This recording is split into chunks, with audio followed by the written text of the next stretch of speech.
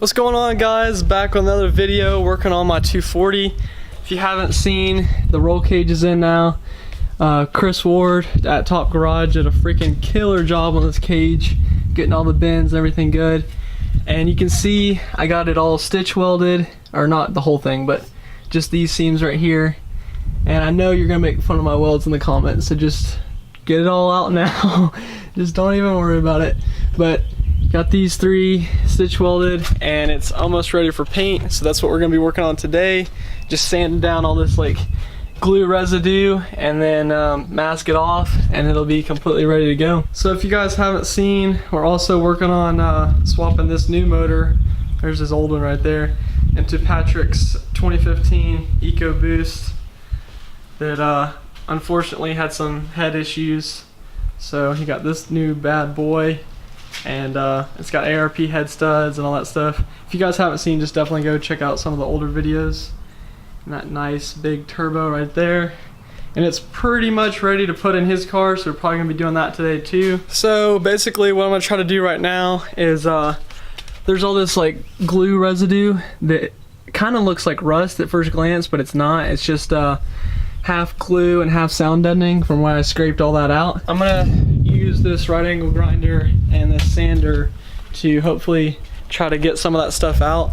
And I'm not really sure how like dirty this is gonna be, so I'm gonna do a little bit and I might be able to film it, but I might end up having to just do a little bit and then show you all my progress, because it might just shoot shit like everywhere in the car, which is kind of what it was doing yesterday, unfortunately. So I've been trying to get all this like residue, kind of, it's like sticky dust is the best way I can describe it, out of all these little crevices from when I ground down the seam sealer.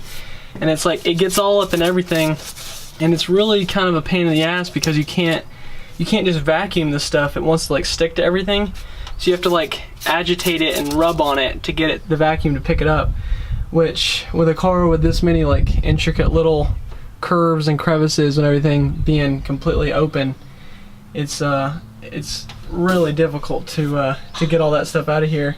And obviously you can't have it in here for paint. So my car is kind of being a little bit of a pain right now. It's just like refusing to get clean, so I'm just kind of being lazy, chilling with Patrick, and he's got all the stuff on his motor now, so he's just cleaning out his engine bay with some good old simple green, getting ready to throw this bad boy in there. Daggum Patrick's got this daggum motor in this car. Oh yeah. Music. Oh yeah, music. William, music. As long as this clip's not 10 seconds, which this one's 15, it's fine. This me my lives. It needs to go down. Okay. Dude, you can see that turbo good. How you supposed to figure out what I'm going through? You can't even figure out what's going on with you. You judge me.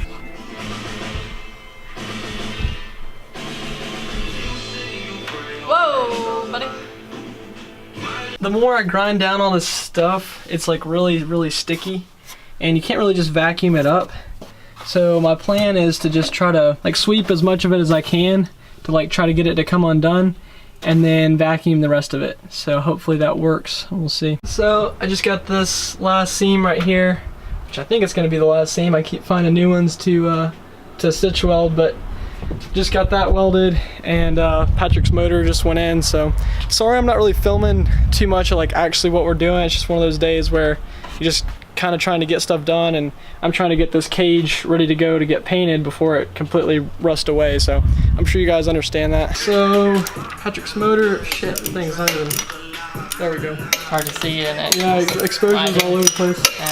So it's in here now, we think it's good to go, and basically just waiting on parts, right Patrick? Yep, waiting on my downpipe to get back, and I need new O2 sensors. Yep.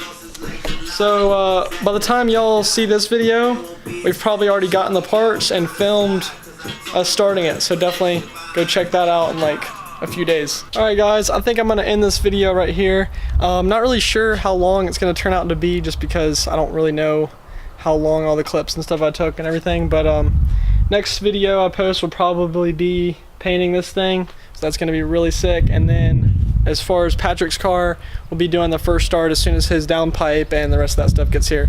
So make sure if you like this video, drop a like down below, and if you really like it, hit that subscribe button. Helps out the channel, so that's cool. And I will see you guys on the next video. Peace out.